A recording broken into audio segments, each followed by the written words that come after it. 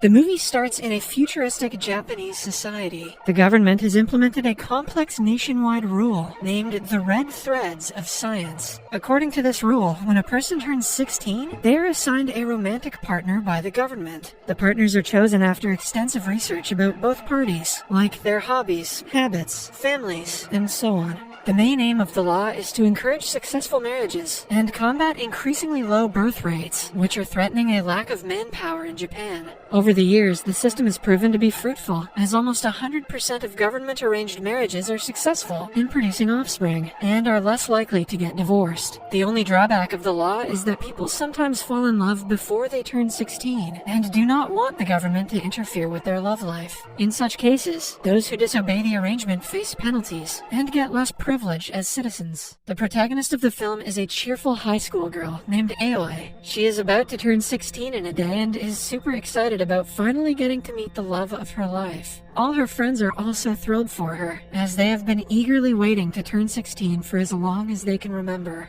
Today, at 12 at night, Aoi will get a federal notification containing all basic information about her chosen one. She cannot wait for the notification and is on her feet the entire day. While returning home, Aoi meets her childhood best friend, Yuto. The girls in the school fawn over him since he is one of the best-looking students. However, Yuto doesn't take any interest in them because he is in love with Aoi. He has frequently tried to confess his feelings but has always backed off because he is too shy. He is happy being her best friend, but now that she is about to find someone to love, Yuto is worried that their friendship will fall apart. As they chat about different things, Yuto teasingly mentions that she was his first kiss. The scene goes into a flashback when the two were still in elementary school. At an annual program, Yuto got the role of the prince. However, Aoi was assigned a wildflower. She wanted to be the princess so badly that at the climax of the drama, she pulled Yuto and kissed him. They still laugh about the incident to this day. In the following scene, Aoi, her parents, and her uncle are having a birthday dinner at her house. Even Aoi's parents are excited about the notification, which is scheduled in only a few hours. Aoi's parents also met through the government program, but her uncle is still unmarried. It has always been a topic that no one likes to talk about, so Aoi doesn't dig into it. Later, she is given a dress that she wears to bed. As time passes, she gets more nervous, but then Yuto gives her a call. They meet outside, and he hands her a gift for her birthday. It is a penguin showpiece that goes well with her room. Yuto knows everything there is to Aoi, like how she touches her hair when she lies. He easily finds out that she is nervous when she touches her hair and claims that she isn't. To calm her down, they decide to reenact how she will introduce herself to her chosen one. Aoi starts talking about herself, which makes Yuto feel a range of emotions, especially because she is looking at him like she would look at her boyfriend. He cuts her off and confesses his love, taking Aoi by surprise. He also tries to kiss her, but she retreats in shock. Yuto is dumbfounded and can do nothing but apologize. Before they can talk further, they are interrupted by Aoi's match, named Sokuke. He introduces himself and gives her a bouquet of flowers. The man is better than what she had imagined and is dashingly handsome. Mesmerized by his presence, Aoi forgets about Yuto. He congratulates them and leaves right after, giving the other two some alone time to talk. Aoi turns towards her Prince Charming in excitement, but he names a time and place before turning around and leaving abruptly. The poor girl questions if she is dreaming before returning home. They meet at the said place the next day, which turns out to be a fancy restaurant. We find out that Sokuke's father is the chairman of a big hospital, and Sokuke is supposed to inherit the wealth and position someday. He is also looking to go to med school. He is smart and ambitious, but not so big on conversation. Aoi continues talking to cut the awkwardness, but a while later, Sokuke stops her. He pulls her outside, making her blush because of their joined hands. Sokuke then asks her who Yuto is, but cuts her off before she even answers. He doesn't care what kind of girl Aoi is, and thinks of their relationship as a societal formality. Hence, even if she has more guys she is interested in, it doesn't bother Sokuke. Aoi tries explaining that she is nothing like that, but Sokuke cuts her off again. The next day at school, her friends are jealous of her for landing a rich and hot boyfriend. Aoi agrees, but deep down, she doesn't know how to feel about Sokake. In the following week, they go on several dates, all of which Aoi doesn't enjoy. Sokake walks too fast for her, doesn't talk much, and never smiles. At one point, Aoi feels like someone is threatening him to date her.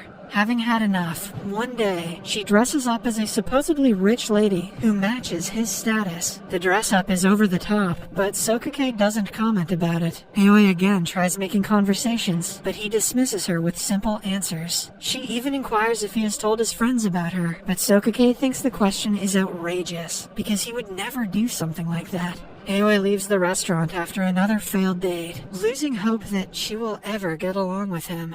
Then, she meets Yuto, who advises her to meet his parents and find out more about him, so the conversations can be more meaningful. Aoi agrees, and goes to his house the very next day. Sokake's mother is kind, but his father is on the stricter side. He asks Aoi to behave herself, now that she is about to be a part of their family. Sokake overhears him and burns in rage. He has never liked his father, because the old man thinks he owns his son. Seeing him do the same to Aoi, Sokake can no longer control his anger. He stands for his girlfriend, asking his father to stay away from her. After that, they walk to the bus stop together, talking about many things. Sokake apologizes for not being good enough for her. Aoi, in turn, claims that she hardly knows anything about him, but since he stood up for her in front of his father, she is assured that he is a good person.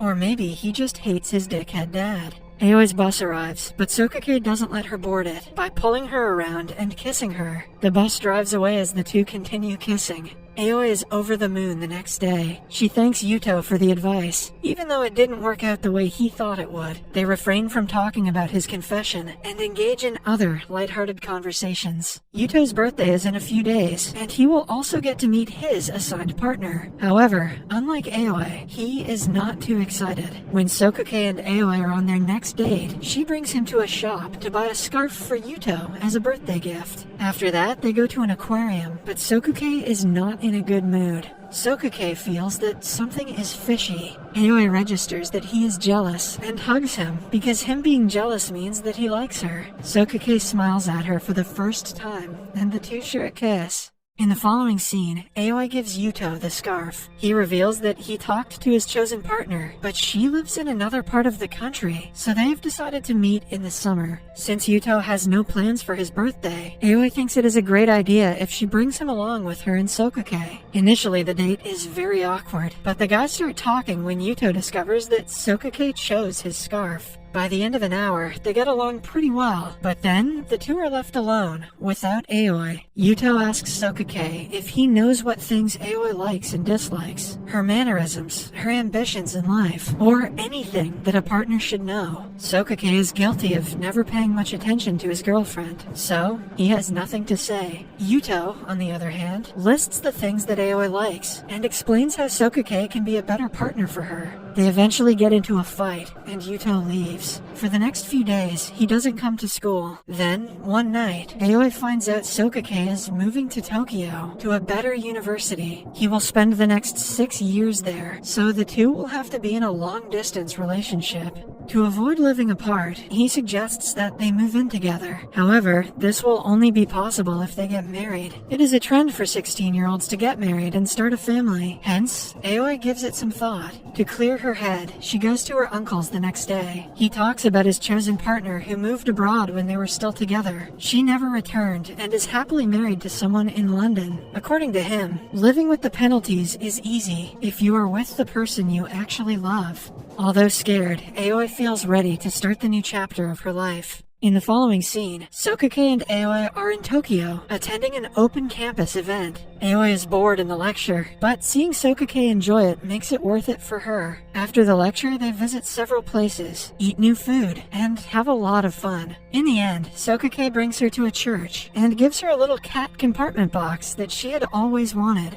It brings her joy, which is then multiplied when she finds an engagement ring inside. Aoi says yes, and the two start preparing for the wedding. She also informs all her friends about the proposal, but a part of her still feels empty because of Yuto's absence. Elsewhere, Yuto gets the wedding invitation through the mail, but doesn't react to it. It is the week leading up to the wedding, and Aoi has a lot of work to do, but the thought of her best friend never leaves her mind as she misses Yuto terribly. Moreover, she and Sokake have their first fight when he refuses to let her talk to his parents and maintain a good relationship with them. Aoi gets that he doesn't like his father, but she wants to form a connection with his parents on her own as well. Sokake refuses to listen and shuts her down whenever they have a conversation about his parents. The expensive dinner dates soon turn boring as they figure out that they do not have many things in common. One day, Aoi goes to Sokake's father's hospital and talks to him about the wedding. The meeting goes seemingly well, as he has finally started to respect boundaries. While leaving the premises, Aoi notices Sokake walking towards his father's office and follows him. She overhears him begging his father to write a recommendation letter for a friend in need. It is soon revealed that the said friend is Yuto, and he has a second-stage brain tumor. His treatment can only be done in an expensive hospital in Tokyo, but after the recommendation letter, he will finally get a chance to save his life. In the next scene, Sokake hands Yuto the papers and asks him to not lose hope, since the chances of his survival are still high. Meanwhile, Aoi sits alone in a park, still unable to comprehend what she heard at the hospital. Since Yuto doesn't want her to know about the disease, she decides to pretend to be unaware. It also makes her realize that she loves Yuto much more than she lets on. Then finally comes the day of the wedding. The guests arrive at the venue, where all the preparations are done, but the bride and the groom are late. Outside, Sokake meets Aoi and compliments her beauty. He asks her what is making her sad, even though he has a pretty good idea of what it is. When she doesn't reply, he inquires if she is in love with Yuto. Aoi is quick to deny it, but then she touches her hair. By now, Sokake knows what that means. He tells Aoi that her happiness is the only thing that matters, and if she feels like she is about to be stuck in a loveless marriage, she should run away right now. He also promises to handle the guests and the parents before encouraging her to hurry up. Filled with tears, Aoi thanks him and runs to the airport, where Yuto is about to fly to Tokyo for brain surgery. They meet at the terminal, and Aoi expresses her love, as Yuto did on the night of her 16th birthday. Initially, Yuto freaks out, asking her to return to the church, but in the end, his dream comes true, and they share a kiss. Leave a like if you're like me, and you're really glad this movie didn't end with Yuto's death. Subscribe for more videos like this, turn on notifications, and leave a like to help the channel out. Thank you for watching.